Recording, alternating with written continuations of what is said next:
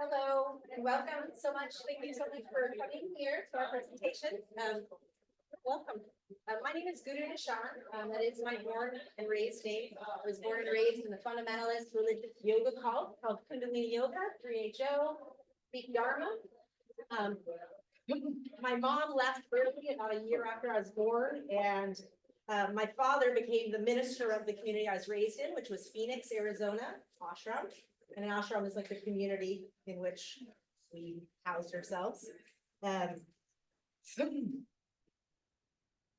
15, my dad left the community and I moved with him to Minnesota. And so at that point, I really, because my mom had left early, she was very vocal and it gave me some perspective. And so by 15, I was pretty aware that, you know, there was so much of it that wasn't for me. And so my narrative was really shed the dogma and the religious hypocrisy and keep the health consciousness. And that kind of kept me propelled for the next 10 to 20 years, through my 20s and 30s. After all, didn't all religions have hypocrisy? You know, don't all governments, institutions, organizations, everywhere you look, there was hypocrisy. So I just did the best I could to rationalize. At age 22, I ended up joining a multi-level marketing business in the wellness field. And over 12 years, I built that business to $500,000 annually. And at age 34, 12 years later, I was terminated from my own company and found myself in financial disaster and a personal mess. And I didn't really know what just happened, but I absolutely knew that I had just repeated my childhood power dynamics. I didn't know how to ask for help at the time. I didn't know how to seek a therapist. I had no idea what was really going on. But what I did know is how to turn inward and to contemplate. And I began what I called my soul healing journey. But this talk today isn't about my personal story. It's about the healing power of listening to survivor stories and what that can do for our own recovery process. If you want to follow me more and learn about my personal story, you can follow me at GuruNischan.com and all the hashtags GuruNischan. For a fast forward, March 2020, about 8 years later, there was a Me Too movement in the 3HO Kundalini yoga culture. A lot of the people I know very well, again, I kept kind of the health consciousness and the people that I loved, which were still in the community. And so people that we hadn't seen in decades telling stories on Zoom calls, private Facebook groups. And as I listened to their stories, young people that had grown up like me that are now in their 40s or 50s, I saw myself in them and I recognized myself in their struggles in their adult life today, even though I didn't have the same experiences. I didn't go to India like all the kids. I didn't have child separation like all the kids. You know, there were so many things that I didn't have, and yet I recognized myself in their story. And so this is when I was like, oh, I wasn't raised in a spiritual community. I was raised in a cult, a fundamentalist religious yoga cult. And I started studying cults and learning about it, cultic studies, the thing that it even existed. I started getting therapy, all sorts of different types, because I had been doing a lot of somatic-based healing during my 12-year soul healing journey, but I hadn't actually learned a framework or understanding that there were studies done on people like me. So one, I realized I wasn't born in a spiritual community. I was raised in a cult. And then number two, I realized, oh, I'm not on a soul healing journey. I have complex PTSD and I keep having emotional flashbacks. And it was profound. It was profound. I literally located myself in time and space for the first time ever. Because the soul is endless. It's formless. It always is going to have more to it. But with a complex PTSD framework, and I read Peter Walker's from PTSD, CPTSD, and from Surviving to Thriving, life-changing, cried my way through it, and I was like, holy potatoes, like I could do something here. And I had a framework to follow. November 2020, I started the podcast, Uncomfortable Conversations, the untold stories of the 3HO Kundalini yoga community.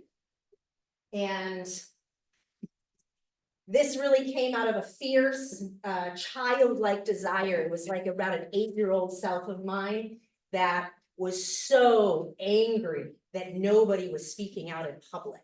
And even the stories that were being told in 2020 were in private Facebook groups, private Zoom calls, and how wonderful. But not everybody is ready to listen in these private spaces or join those particular places.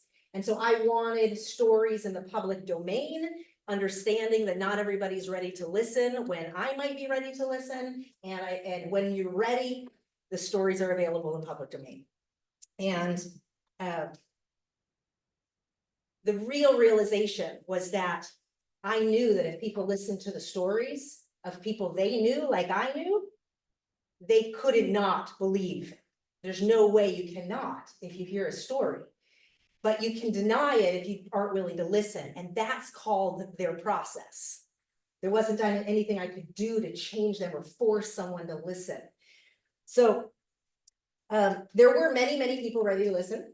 And because of that podcast, there was a rippling effect that took place. And listening is a wealth that just keeps on giving.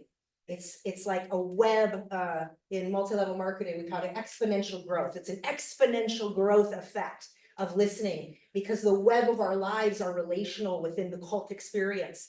And so listening to someone else's story can pierce a veil inside of ourselves of remembrance, of tightly packed away memories that we safeguarded out of survival self. So there were several things that started to happen over the course of the next year of the podcast. It reflected back at me the form of different remembrances for me, things that I had forgotten in the shape-shifting of my identity through the world, unconscious patterns that were running me. As I was listening, I was starting to remember things inside of myself. Number two, it began to reveal predatory patterns, literally a tapestry of predatory patterns. And they started to jump out on the, like in the space because the stories were repeating over multi-generational timelines. And we all are living in that same timeline because 3HO is only about 50 years old. So it offered a space and permission for community members that were ready to listen to have transformation. People started taking off their turbans, cutting their hair for the first time, making new life choices, things that they had just never even thought about making a choice to do because they heard a story of someone that they knew back in 1977 or 1972 or whatever it was. They remembered, and then they remembered parts of themselves that they had forgotten. Number four, it allows parts within ourselves to be touched in ways beyond our own conscious mind. It's like a place inside that was buried alive. When I was in financial disaster, and my MLM company I was terminated from that company. I didn't know anything except for that I was repeating power dynamics. And I knew that there was a part of me, an essence of me that was true and it was buried inside of me. I didn't know how to get it out, but I made a commitment to say, I'm going to take a shovel and I'm going to start digging inside. And anything that doesn't belong to me is going to go. And however long it takes is how long it's going to take. And that was my approach because I didn't know there was support systems out here to help us. Number five, it created a ripple effect of remembering, not just in me, but in recovering ourselves and just that concept. Within the landscape of 3HO, we have an intersecting, corresponding landscape of our lives. People that took care of me as a child that are complete strangers to me. And they might remember me and I don't remember them. And that's the network of the entire community. And so the stories, interpersonal stories, allowed that awakening, and that basically where adult strangers that knew each other were able to start unraveling themselves within the landscape of each other, which is very fitting within 3HO because of how much it really promotes itself as a community of consciousness and awareness. And so there's this really weird, distorted web of how our lives are intermingled, and a lot of the abuse took place in concentric circles, not just from the top, but within the layers of influence of community exchange. And number six, it began popping the bubble of our own lived experiences and listening to those corresponding timelines in your own time and in the privacy of your own space. Because listening can be very, very vulnerable. It can bring up a lot of uncomfortable, thus uncomfortable conversations. And it created this rippling effect that allowed us to listen to ourselves in a new way, to begin to let those memories up and realize that it's safe to listen to that inner guiding wisdom that's there, not the distorted self that 3HO really programmed. So by listening to the stories, exposing the patterns that have always been there, but that we are trained to not see or to not feel, one of the many, many people that were listening was Els Coenen. And Els not only was listening to the podcast, every single one of them, most of them 3 hours plus, she was also taking her skill sets and taking 3-minute snippets or 1-minute snippets and putting it onto the website called KundaliniYogaAbuse.com, and you can get that information. But she started taking not just my podcast content, but all of the floodgate of information that was coming out of 3HO at the time, articles and videos and historical things from the 70s, 80s, 90s, 2000s, you know, all the way through. And my podcast was just one part of that storytelling effort. And she took her researching and her scientific background, her passion and her dedication, and did that website, but then also came to me with the idea of collaborating for a book, which included survivor stories. In order to even make that possible, we decided to collaborate because the nature of survivor stories in audio is one thing, but to have a survivor story be translated from audio into print is an entirely different thing. And every survivor deserves, as far as I was concerned, anybody that came on my podcast deserved to have the consent to be published or not. And any word that was maybe said, but they didn't want written, was completely up to them to edit. And so we really made it a survivor-focused effort. But what I think Els did here is more profound, because there's a timeline of years, of about 50 years, and there's lots and lots of documentation of abuse from the very beginning. And so to understand the timeline and the change of narratives and all the documentation that's always been here, and that the only thing that's just come out in the open is the public story, the safety of people to start speaking out about it themselves. And we're only barely at the beginning of that. There are so many survivors that haven't even come close to telling their story. And yet when they're ready, the space is here. So Els is going to actually go through more of the details of the cult itself and all of the things specific to 3HO and Kundalini Yoga. And because that's her specialty and her passion. Thank you.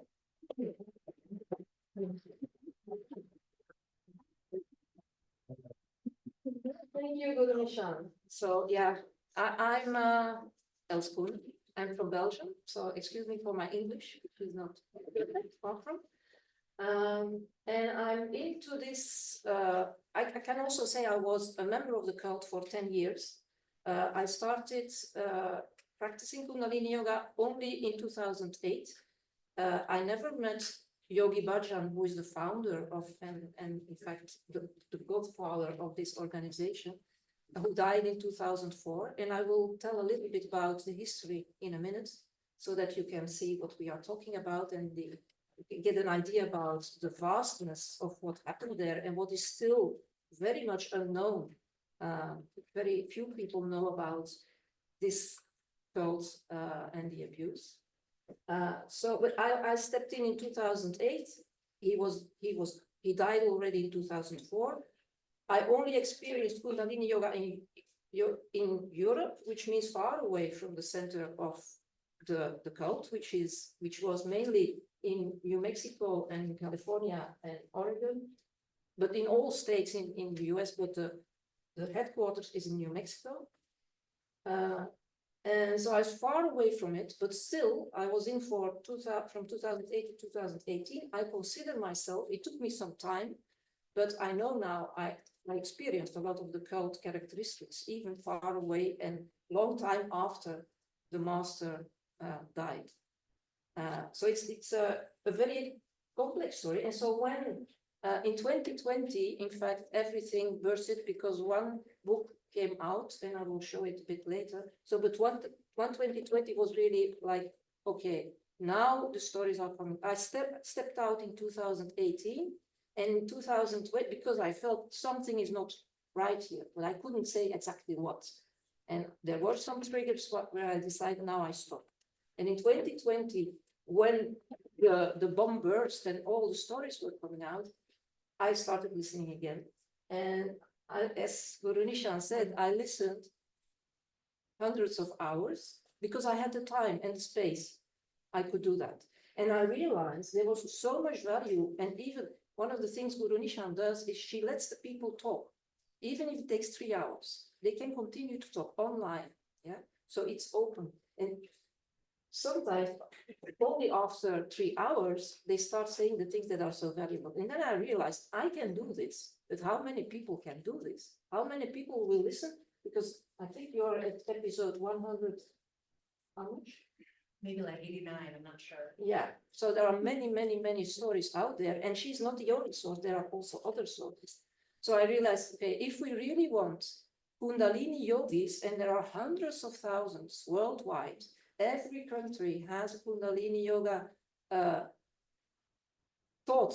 Not every country will have schools, but certainly here in Europe, in Spain, there are many, many, many schools of Kundalini yoga. All over Europe there are. And all over the States, and in Africa, in Asia, everywhere, in China, in Russia, Kundalini yoga is taught, but these hundreds of thousands of yogis, they do not know what is the history of this Kundalini yoga, as taught by Yogi Bhajan. And this is why, in fact, I asked GuruNischan if she would agree that I translated information from the uncomfortable conversations into a website. This was the first step. We call it Abusing Kundalini in Yogi Bhajan's 3-day show. And being a scientist, what I saw in these stories is it was not only about sexual abuse, it was not only about child abuse, there was also drugs and arms trafficking, there was fraud, there was even murders investigated by the FBI. The FBI said, we compare this organization to the Chicago Mafia. Yeah. So, and I try to structure the stories and so bring something that is digestible for anybody. Yeah.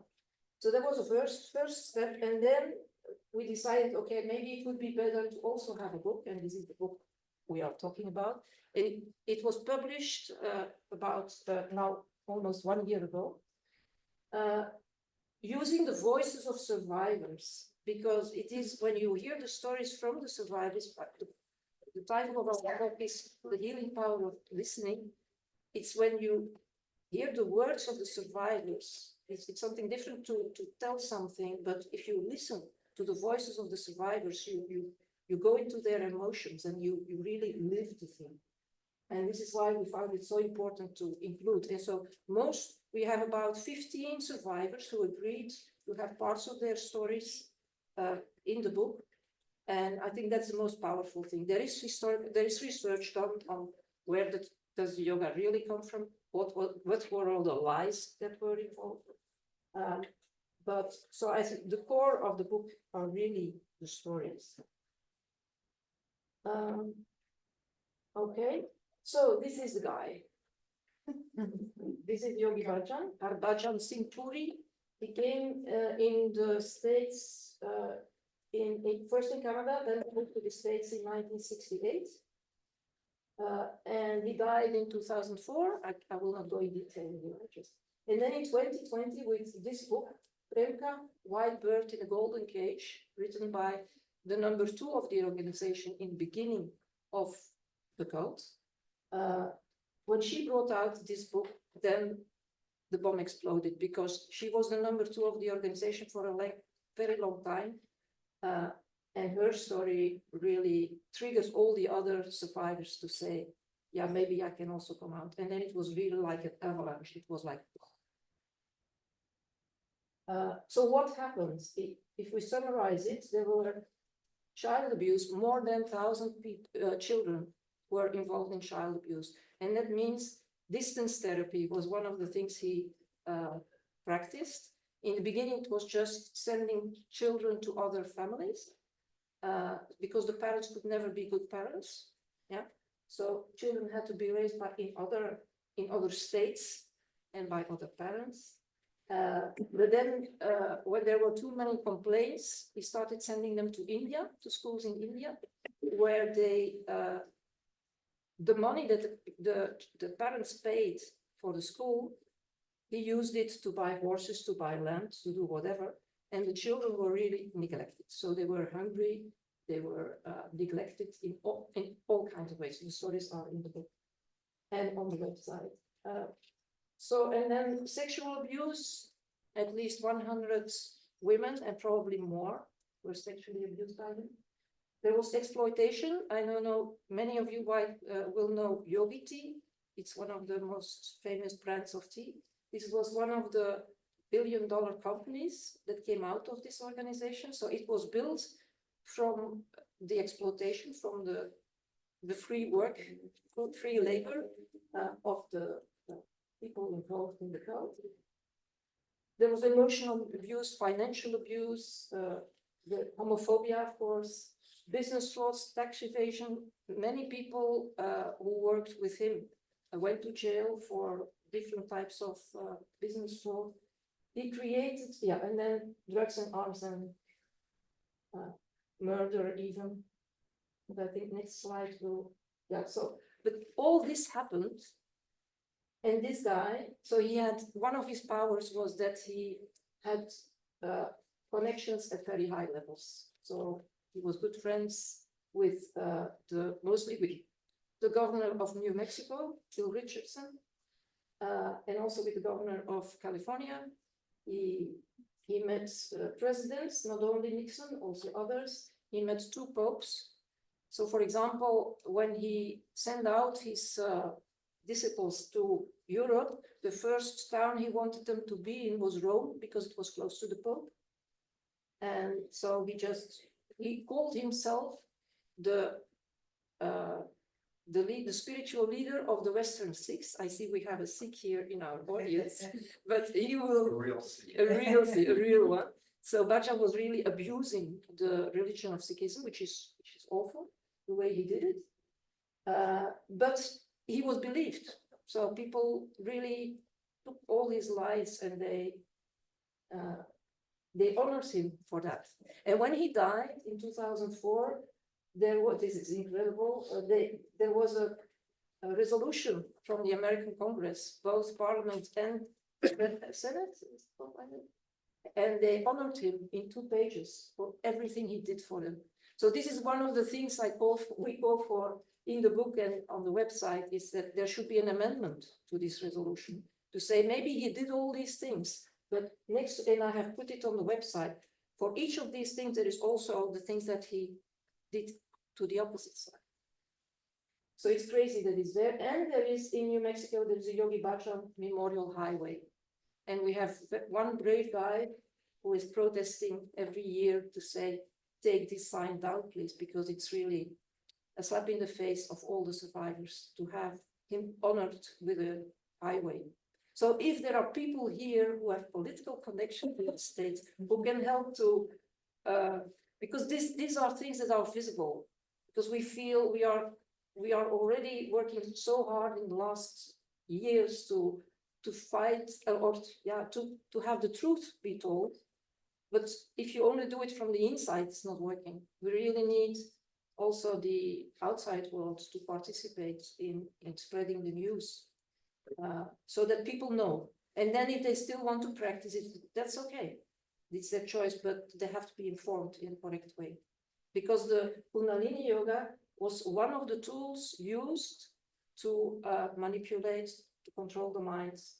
I don't know if people here did Kundalini yoga. I did it for 10 years, and it's powerful yoga. It's very fun. It's very funny yoga. There is a lot of chanting also, but most people love it. They love it. Why? Because you easily become high. And I know I love to go to the workshops where we were chanting for hours and hours, and you become high, and it's like all your problems are gone, but you're not solving your issues, and you're just getting more and more asleep, and you're not really working your issues. And these are the states in which you can be manipulated. Okay, so now I try to show you the vastness of the abuse. So you have Yogi Bhajan, and here so the yellow dots are reporters of harm, so they are everywhere. And the conspirators and also other perpetrators, they were also spread over the community. Yogi Bhajan he always had 14 secretaries, so 14 women his harem, taking care of him day and night. So here are the most cruel sexual abuse stories come from this group of 14 people. And many of them, a few of them have now, 4 of them have recently launched a court case that is for the court in California, High Court in California. And there have been court cases in the 80s, but he just bought them out, and he was just using all his power and all his money, because he was very rich, and the organizations are rich, to just make sure these court cases cannot go anywhere. Then there was the inner circle, and then there were the non-profits, because we have been talking a lot about 3HO. 3HO stands for Healthy, Happy, Holy Organization. It was the first name he gave to the first non-profit he created in 1969. It was Healthy, Happy, Holy Organization. In short, 3HO. KRI is the Kundalini Research Institute. Sikh Dharma, it is the Sikh Dharma International. It is this organization of Western Sikhs. Yeah? And so there are many, many, many more. It's a very complex organization, and as in many cults, I believe the organizational structure was changing all the time, so that there is confusion. And this is one of them. And then there was a Khalsa Council, is the Council of the Wise People, chancellors, and a very important part also was security guides. And then the 3HO education, so the children who had to suffer from the distance therapy, the schools in India, schools in the US. And then there is the worldwide Kundalini Yoga organizations. So he started ashrams in all major cities in Europe and also in South Africa. And nowadays it's all over the world. And then the religious part, which is very important, because since he could claim he was a religious organization, he could use this for tax evasion for all his businesses. And of course, in the States, if you are a religious organization, you can do more than others. And he had his connections with the Sikh religion in India. Some were with him, some were against him. He created a lot of issues there. Then the businesses, so I talked about Yogi, but there was also Akal Security, which was also a multi-billion dollar business that was involved in separating children from parents a few years ago at the Mexican border. And we were complaining, so yogis were complaining to say, we do not want our yoga to be sponsored by this type of activities. And there was a petition, and it took them 1 year before they answered. And now Akal Security, which was $1 billion business with thousands of employees, has disappeared. So where the money has gone, because it was billions, but okay, mafia. And many small, and then the politics, which is also a very important aspect. So the fact that he had access to very important people, he could escape justice many times. The FBI was very close to him, and they were asking people to close the gaps, but they never could. He always stayed out of the hands of justice. And this is why when we see, there has been documentaries on Rajneesh, on Bikram yoga, on all the other types of yoga, but often when we talk about, we say, the spread of all the misdeeds that were done in this organization is so much more. And it's so important, and still they they have the power to keep it silent. So that's why we are very very glad we are here, and we hope you will help us to spread the news. Yeah, voilà. So the healing power of listening, it is through the listening to other survivor stories that other people are inspired. And the whole body listening, and I experienced it several times myself, it's only when you truly listen to a survivor story, fully listen, actively listen, whole body listening, that you wake up in your own body, triggers that remind you of abuse that you experienced. And still today, because you think, okay, now I know everything about my past, and then you listen to a story. And I recently listened to a story of abuse in the Kundalini yoga world in France. And I was listening for 1 hour to a woman who had been listening to stories of young women still today being abused in France by a Kundalini yoga teacher. And he has been expelled, but he's still from the same family. And I was there in his ashram. I followed many courses there. And after listening to them, the next morning, I realized, oh my God, new stories that I was not aware of anymore, that he was also grooming me. And I thought, I was not aware of that. So I'm now for 5 years studying and researching in this, and still stories that, because it's a story that's so close to my own story, that it can wake up inside me, in my body, remembrances, things that I pushed away.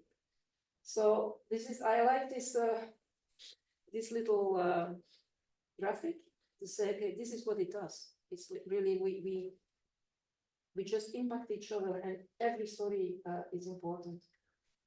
And yeah, well, I think this is the last slide.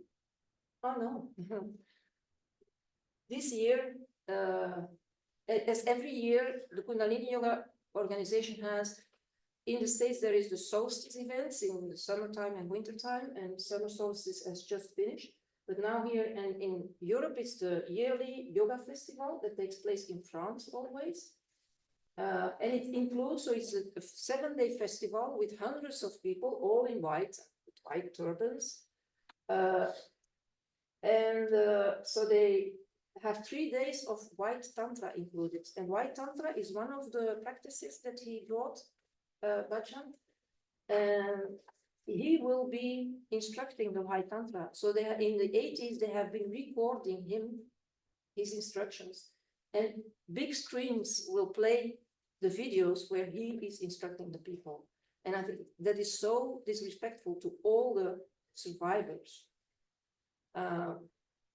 So we're still trying to do something because what will happen in August is that 90% of the people who will participate in this do not know about this abuse, because what they are saying, what the teachers and the trainers are saying is, yeah, Yogi Bhajan, but he was a human, you know. So yeah, probably he had sex with some of his secretaries. That's everything they know. And that's everything they want to talk about.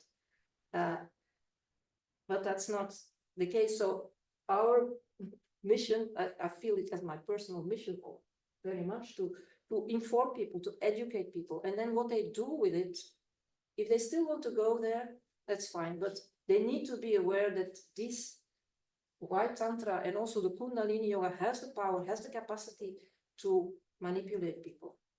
If it falls into the hands of the wrong people, I don't say that there will be and many Kundalini yoga teachers will not have the intention to abuse, but still, I think it is their responsibility to inform their students about the history of this yoga, so that people know. Because the big mantra that they use now is, what is it, the teacher? You mean take the teachings, not the teacher? Yeah. Yeah, so one of the main indoctrinations early on growing up was listen to the teachings, not the teacher. And so that started early as a way for him to start covering up his tracks. To add more to the white tantric, not only have they been using videos of him that they recorded in the 80s, along with music from the 80s, but they also have the main facilitator of the space were the women who were the 14 secretaries, and there have been grouped. So even after his death, these women were still pedestaled and made to tell their joy stories. And literally, I went to start teaching at the European Yoga Festival as a part of my soul healing journey. I started teaching Kundalini yoga purposely because I realized I had so much cognitive dissonance with it. On one hand, I realized, whoa, Kundalini yoga is my solace. It's the place I go to for my center. And I just held it in such reverence. And then on the other hand, when that business collapsed and I was thinking about, okay, what's my next business? What am I going to do next with my life? I thought, I don't know what I'm going to do next, but I absolutely know for sure that I'm not going to teach Kundalini yoga. And I was like, whoa, what is that? Like, I won't do it as a business. I don't want to be representing it, but it's my special place. And so I didn't know that that was called cognitive dissonance at the time, but I knew enough to know like those were conflicting ideas and I needed to like dive in and start detangling. So not only is Kundalini yoga that a teacher can be manipulative and following the same formula that Yogi Bhajan prescribed, but he infused certain types of things in there, like follow the teacher up to the teachings for these times when people dissented and escaped, and people escaped in the 80s, and people escaped in the 70s, people escaped in the 90s, people escaped in the 2000s. So it was always happening, but the shame, the secrecy, and the silence is the formula of 3HO. And so again, this idea of bringing the stories to the public domain really cracks that formula of 3HO unto itself. There's 11 intentions that I go through every time I do a podcast to remind listeners, like, this is what we're doing this for. This is not easy. In the last presentation I was in, you know, you talked about that. It was fantastic. It was that telling your story is never safe, you know, but it can bring honor. It can bring so much healing and relief. But the key is to know when you're ready to tell your story, because safety is something that we're learning to cultivate inside of the recovery journey. And spiritual communities like this distort real truths and then wrap it around really distorted sadistic abuse. And so when trying to detangle it, it's very complicated to go back into the world, because breath is real, you know, the nervous system is real. And you know, we've been trained to think that we're experts on the nervous system, or experts on consciousness, or experts on how the brain and awareness works. And when I actually started reading about real science on the nervous system, it's not that some of the stuff wasn't real, it's just that a lot of the stuff that was real was wrapped around a bunch of stuff that's not, you know. Yeah, and so from the, We'll take questions in a second. We're just gonna wrap up. yeah, we are, 6 minutes left. yeah, but there's just two more things that I wanted to add to this, and now one has done, so it will be one. One of the things he said, and I had a video, but I didn't dare to show it because then maybe everything is technically, I might lose the presentation. But this is the video where he says rape is always invited. Rape can never happen if the woman does not create the circumstances. And he was saying this in front of, there was a women's camp, in front of hundreds of women sitting there in front of him. Some of the women he raped. Rape is always invited. It never happens. And I was a child at that lecture. Okay. Yeah. So just to, and everybody was silent. Huh? Everybody was silent. So there are many of this type of examples in the book. And this is where I think we are so grateful to be here, because when I was listening to many of the talks here, it's so, the parallels are, it's completely different context. And now the Kundalini yoga, as you said, it's so difficult for me to get to the Kundalini yoga teachers in Europe. They just say, shut up you, because we don't want to have your bad messages. Because these people, they come to the yoga and they need the yoga because they are working too hard. They have burnouts, whatever, and they need the yoga. And you are telling negative things. You are negative. You are living in the past. We are going to the future because we want to give them this yoga. And then I say, yeah, you can, but please also give it together with the information. Add add the information and then see what, and then let the people decide for themselves. But if the teachers are not giving this information, it's so difficult to get to the students.